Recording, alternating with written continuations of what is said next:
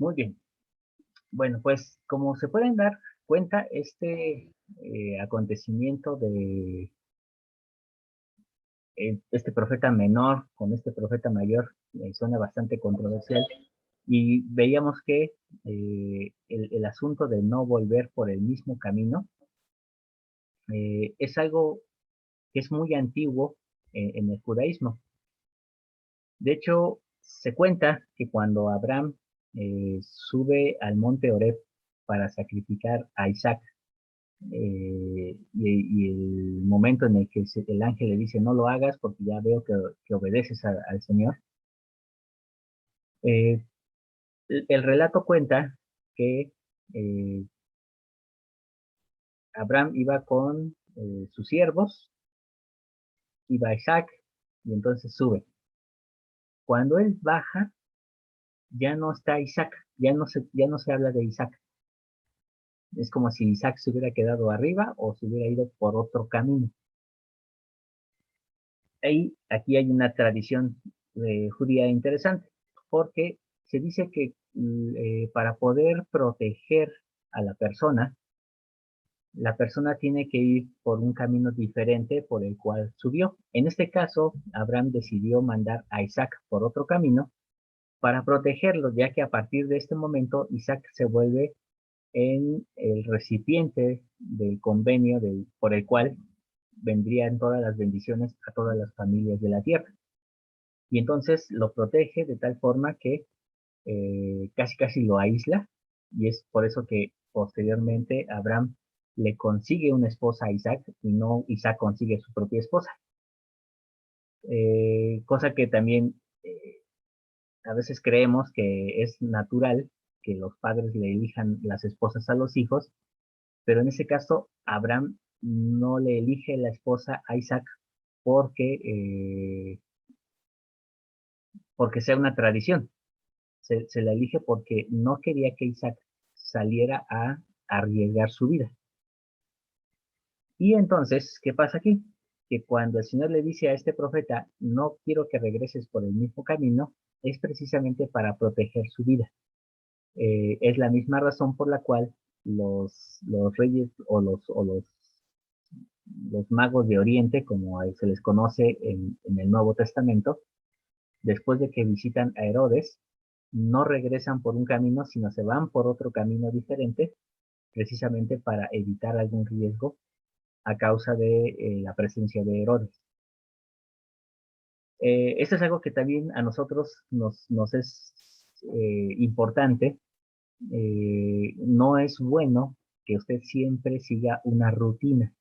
Y está comprobado que las personas que siempre siguen el mismo camino de forma rutinaria tienen más riesgos de asaltos, de alguna agresión.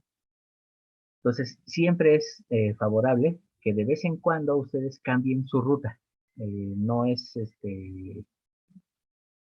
tan sano seguir siempre el mismo camino para ir a trabajar, para ir a la escuela, para salir de su casa. Traten de romper siempre la rutina para que precisamente no le den eh, cabida a que una persona les esté vigilando y conozca sus movimientos. Bueno, esta es una de las razones por las cuales se manda al profeta no regresar por el mismo camino. Y bueno, vemos aquí en sí el caso controversial de que este profeta decide hacerle caso al profeta mayor y entonces muere. Y entonces, ¿qué aprendemos nosotros de esa lección? ¿Qué podemos aprender? Eh, a no hacerle caso a los profetas, a hacerle caso a los profetas menores en lugar de los mayores. ¿Qué piensan que podemos aprender de esta lección? Hacerle caso a los profetas. Aunque eso signifique que nos podamos morir. No. Ahí no tendremos que, entonces, más bien meditarlo nosotros mismos. Yo creo que tenemos el poder también para poder discernir cosas. Muy bien. Y Vania nos dice, sería más bien la voz de Dios. Muy buena respuesta. Aquí a esto se le conoce como el orden de precedencia. Bueno, nos agrega Vania y nos dice, independientemente de quién lo diga, así sea un profeta mayor o menor. Correcto. Existe un orden de precedencia.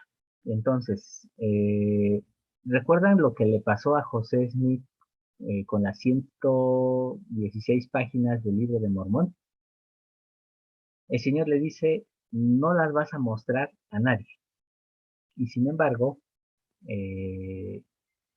Martin Harris, que era su ayudante, le dice, pues si no me las permites ver, si no me dejas llevárselas a mi esposa y que ella las vea, yo ya no te voy a ayudar, ni te voy a proporcionar dinero. Pues entonces vino un temor al profeta y dijo, me quedo sin ayudante o, o, o arriesgo estas 116 páginas. José no desobedeció, pero sí estuvo insistiendo, insistiendo, y el Señor dice, ok, bueno, entonces, ante tu insistencia, hazlo, y ahora sí que tú lo vas a hacer bajo tu albedrío. Conocemos las consecuencias de lo que le pasaron a esas 116 páginas. ¿Por qué? Porque el profeta no siguió el orden de precedencia. Si Dios nos dice algo de forma directa, eso es más importante eh, que si viniera otro profeta a decirnos otra cosa diferente. Entonces, si ya el Señor le había dicho, no regreses por el mismo camino, y estamos hablando de que Dios mismo se lo dijo, entonces, aun cuando viniese otro profeta, no se les debe hacer caso. Por orden de precedencia es primero la voz de Dios antes que cualquier otra voz, aunque esa persona pudiera ostentar el título de profeta. Algunas personas en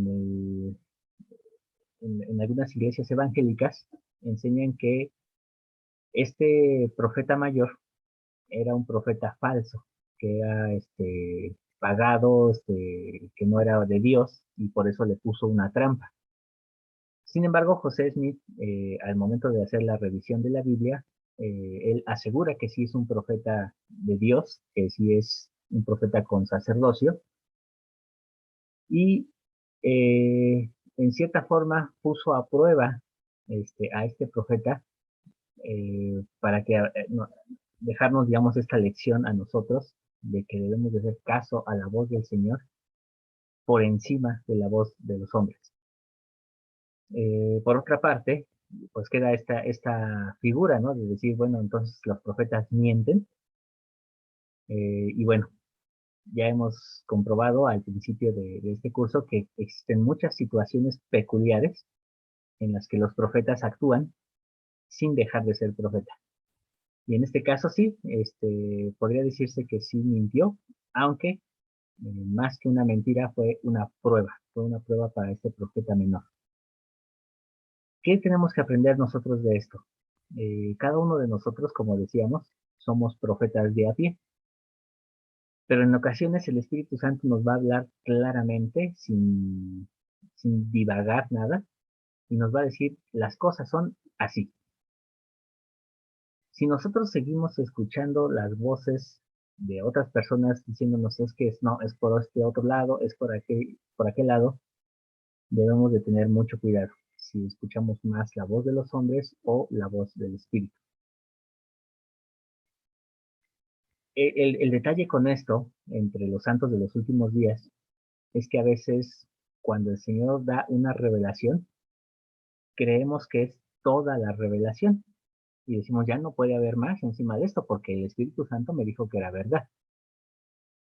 ¿Qué pasa? Que nos olvidamos que el Señor dice que dará línea sobre línea, precepto sobre precepto, y entonces yo he conocido a hermanos que incluso creen que la iglesia ya está restaurada, cuando en esta última conferencia se nos confirma que la iglesia no está restaurada, está en proceso de restauración.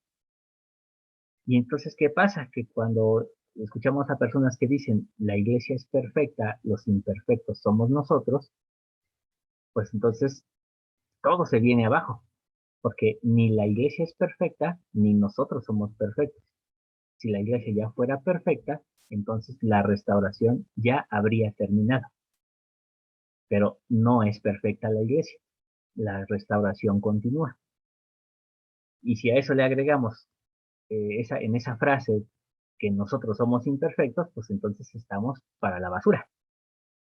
Simplemente debemos de dejar de decir frases que no son, que no tienen un sustento doctrinal. Esa frase no tiene una doctrina que la respalde. Nosotros somos la iglesia. Entonces, si nosotros somos imperfectos, la iglesia es imperfecta. Eh, y bueno, esto lo menciono porque cuando usted reciba una revelación y usted tiene la claridad de decir, esto es verdad, no piense que es toda la verdad. Piense que el Señor le va a seguir revelando más cosas y quizá esto que ya aprendió hasta aquí, quizás en unos años tendrá que desecharlo porque habrá venido una revelación mayor. Y así es el proceso de aprendizaje, cuando vamos de menor a mayor, de nivel Pesha a nivel Sot. El Señor nos va dando y nos va revelando sus misterios poco a poco. Entonces, por una parte, sigamos la voz de Dios, aprendamos a reconocerla, pero por otra parte, no pensemos que es toda la voz de Dios, que ya no va a decir más, porque Él aún sigue vivo y seguirá diciendo cuanto a Él le plazca. No hará nada sin que revele su secreto a sus siervos, los profetas. Eso incluye a nosotros, los profetas de a pie. ¿Alguna pregunta, comentario hasta aquí? ¿Queja, chisme, argüende? Bien. Ahora sí, vamos a pasar, nos vamos a saltar unos años hasta el reinado de Acab. Estamos todavía en el territorio de Israel y encontramos al rey Acab. Acab se casa con una mujer que se llama Jezabel. Y Jezabel, pues era una mujer que pertenecía a las creencias de los Baales. Eh, y entonces aquí voy a hacer algunas preguntas. ¿Sabemos quién es Baal?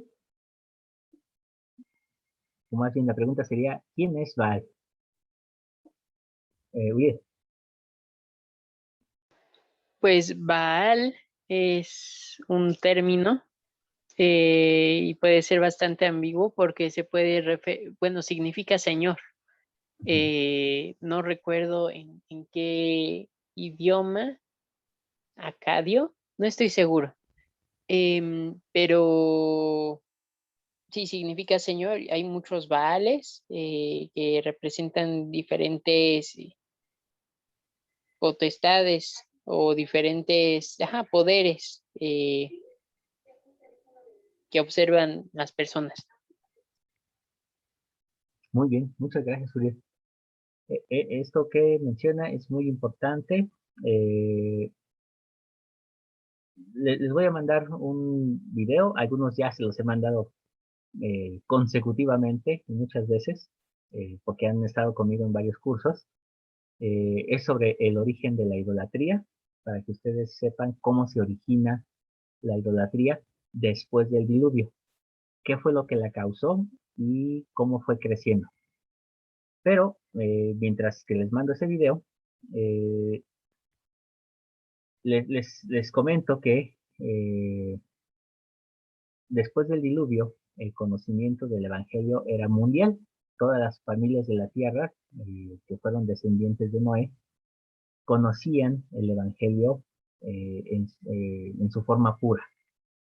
Pero posteriormente se fue corrompiendo la doctrina, se fue corrompiendo la imagen de Dios hasta el punto de que el Dios del universo, el Altísimo, comenzó a adorarse de otras formas. el primer personaje que adultera la imagen de Dios se llama Nimrod. Nimrod se adjudica a sí mismo el título de Dios y él dice, yo soy Dios en la tierra. Y cuando él muere, su esposa eh, milagrosamente, de acuerdo a a la historia del origen de la idolatría, su esposa milagrosamente tiene un hijo.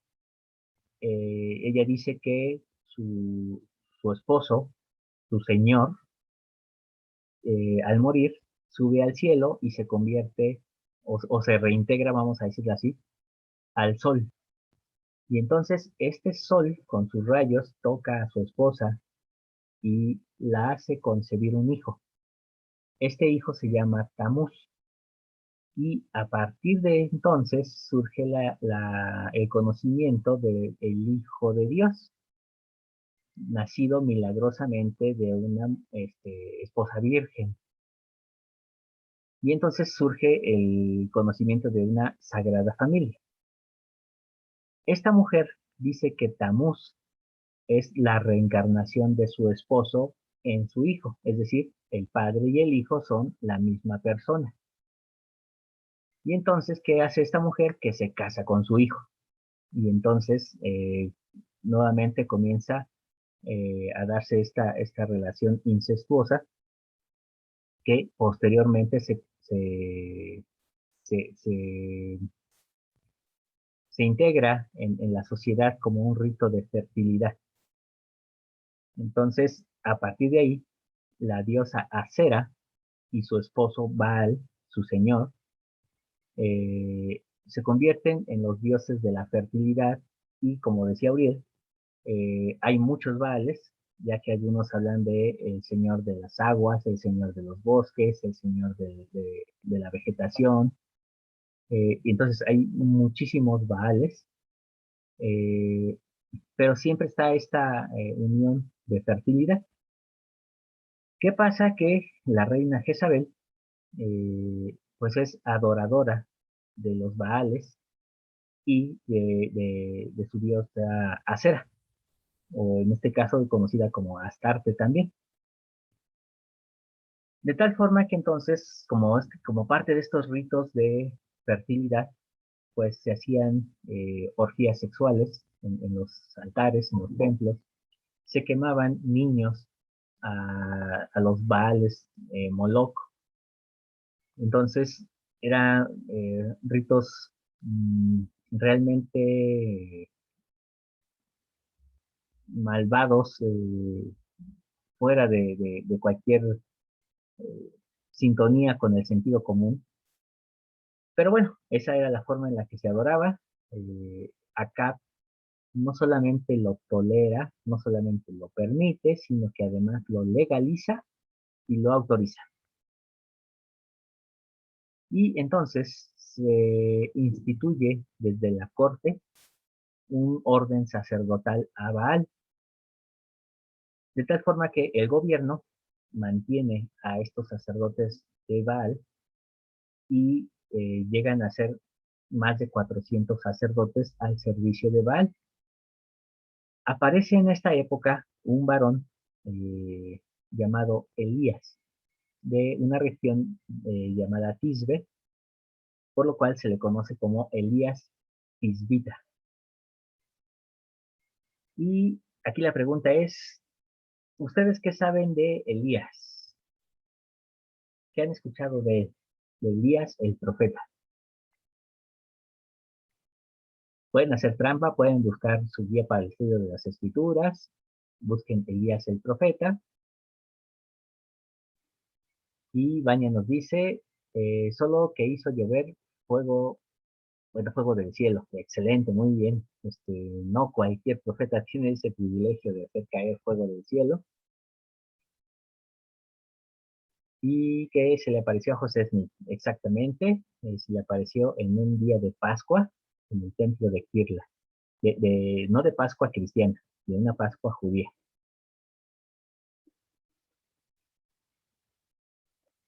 ¿Alguien más que quiera compartir qué sabe de Elías? Que Mientras que tenía levante. el poder de sellar. Ok, él tiene el poder de sellar. Ahorita vamos a ver qué es eso. Hermana Sonia nos dice, yo tengo una duda. Mm,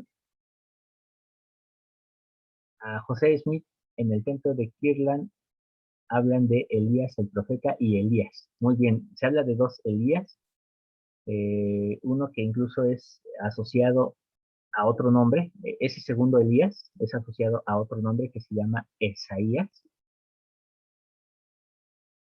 y dice, ese otro Elías es sobre cualquier otro profeta.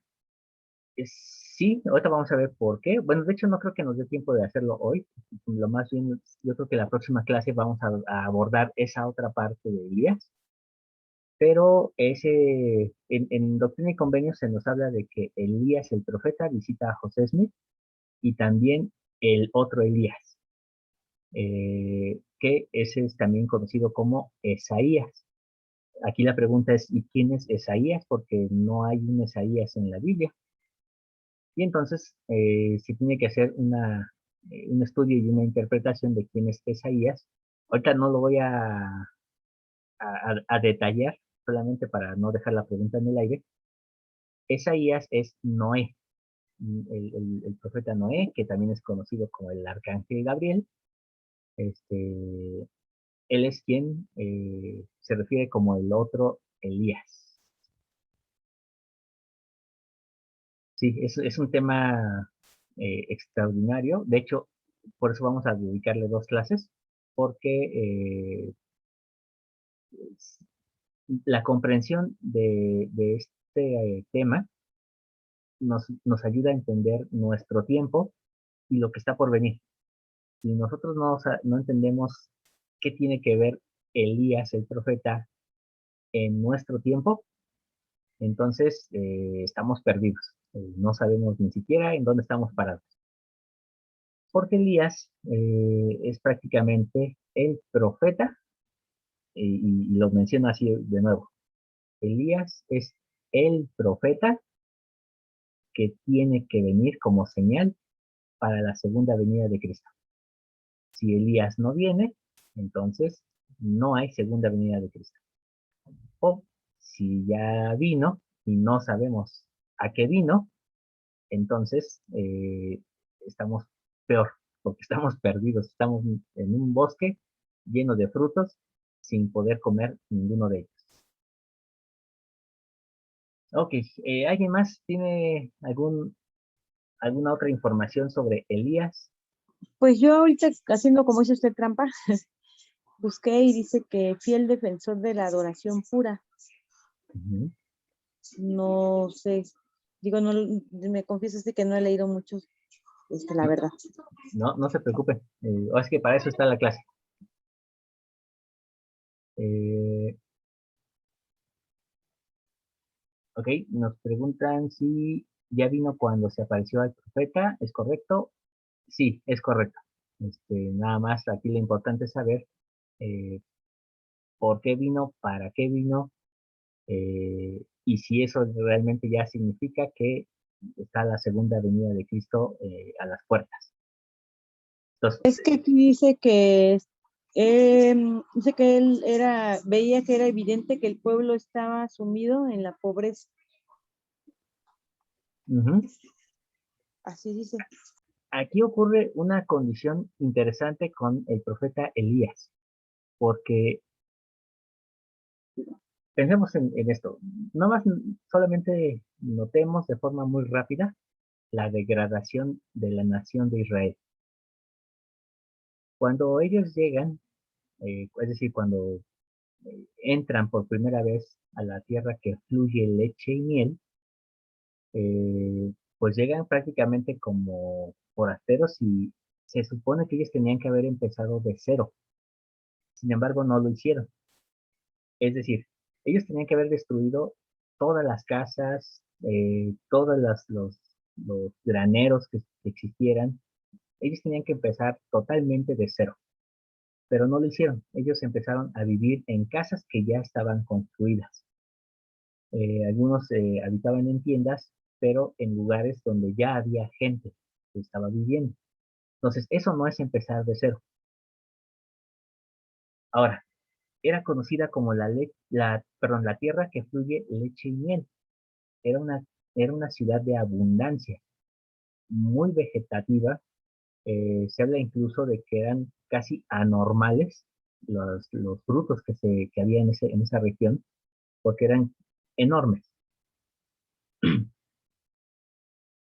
Pero ¿qué pasa? Que como ellos empiezan a no cumplir con su parte del convenio, empieza a haber una degradación. Cuando llega el rey David, pues es quien logra unificar el reino, no termina por expulsar a sus enemigos porque ya el Señor ya había decretado que ya no los iba a expulsar, había pasado ese tiempo, y entonces deja que sigan ahí, pero el reino crece, se hace fuerte, llega Salomón, es un reino que no solamente crece, sino que además se hace rico, se fortalece. Era el momento en el cual podía brillar la nación de Israel como luz a las naciones. Sin embargo, por los errores de Salomón y por la decadencia de los reyes que siguieron,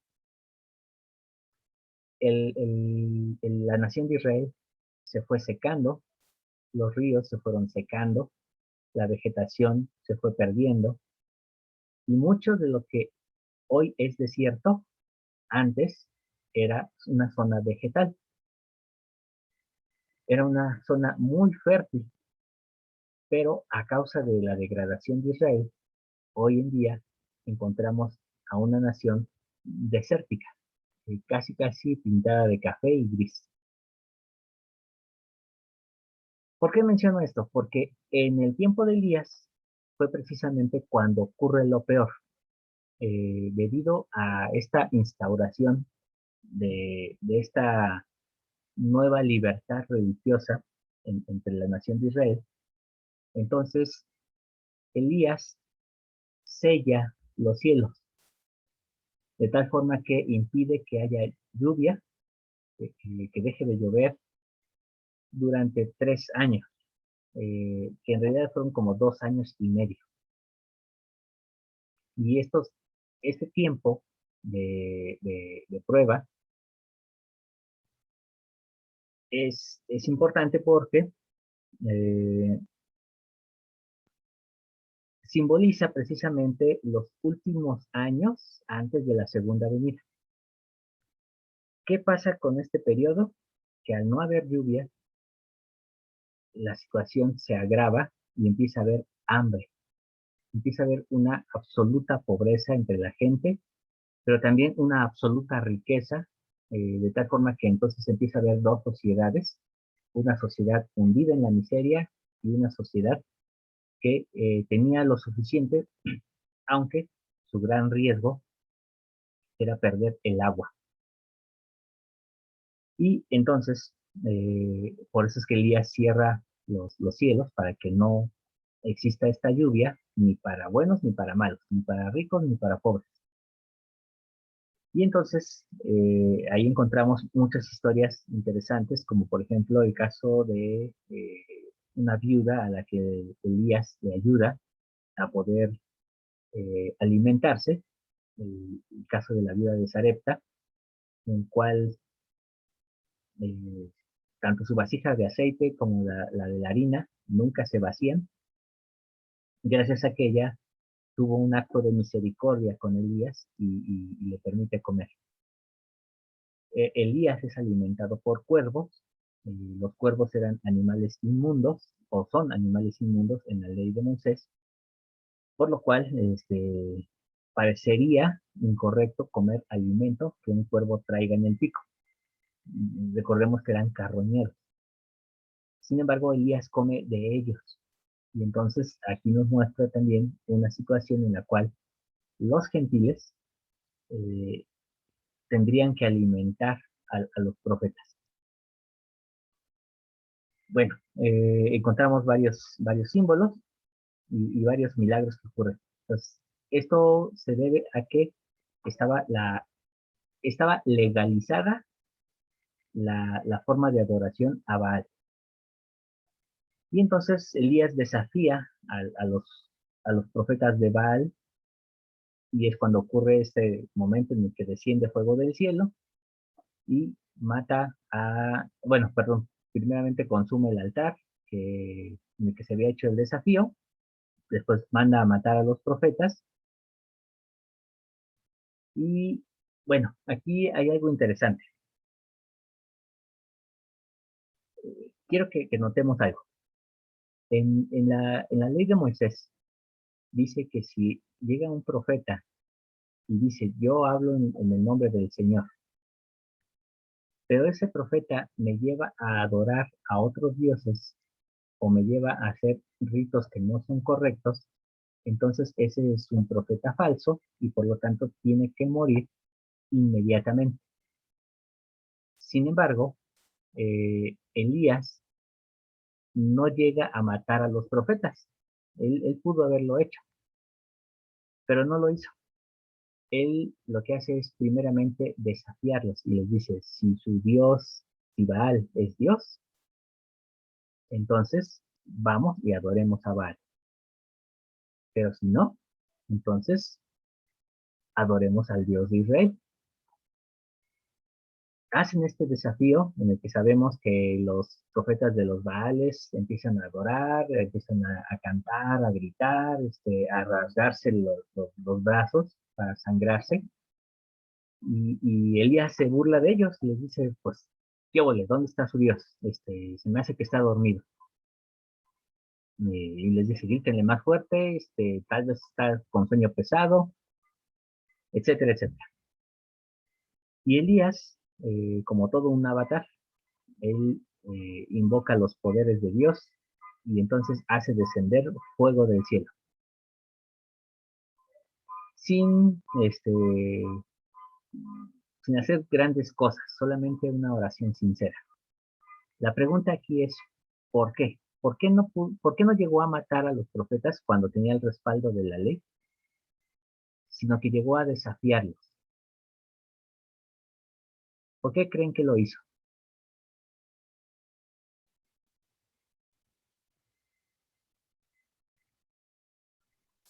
Pues pienso yo que, o sea, que su intención era que el pueblo en sí abriera los ojos. Él les dice, a ver, ya estuvo de que o para la derecha o para la izquierda, ya es momento de que se decidan, ¿no? Y a ver si de veras sus dioses les van a responder. Pienso yo que era un poco más que preocuparse por acá, porque él ya estaba bien perdido, a lo mejor un intento por recuperar al pueblo, ¿no? Que el pueblo despertara, que recordara de dónde provenía, que esa es la historia con el pueblo de Israel siempre, ¿no? Que recuerden, que recuerden, que recuerden de dónde vienen. Pienso yo que esa es una de las intenciones del profeta, quería que ellos vieran, que ellos, no sé, esperando que ellos entendieran por sí mismos. Correcto. Pudo haber sido muy fácil llegar y matar a los profetas de Baal, pero el pueblo no iba a entender nada. Simplemente iba a ser la tiranía de un hombre matando a otros porque no creían lo mismo.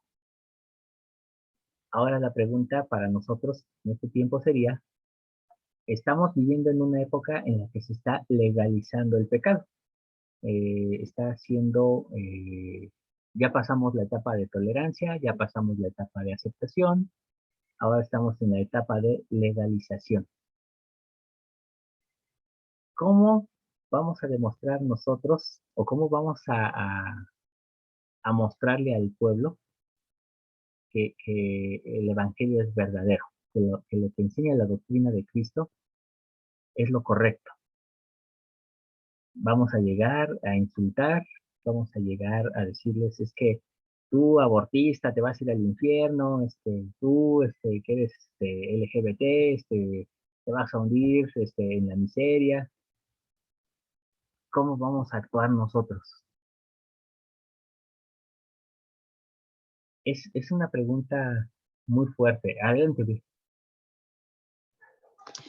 Sí, yo creo que a pesar de que cualquiera de ustedes pueda rebatir o argumentar en contra de lo que voy a decir, lo que hacen los profetas, y en este caso lo que hizo Elías, no fue demostrar, sino fue mostrar el poder de Dios.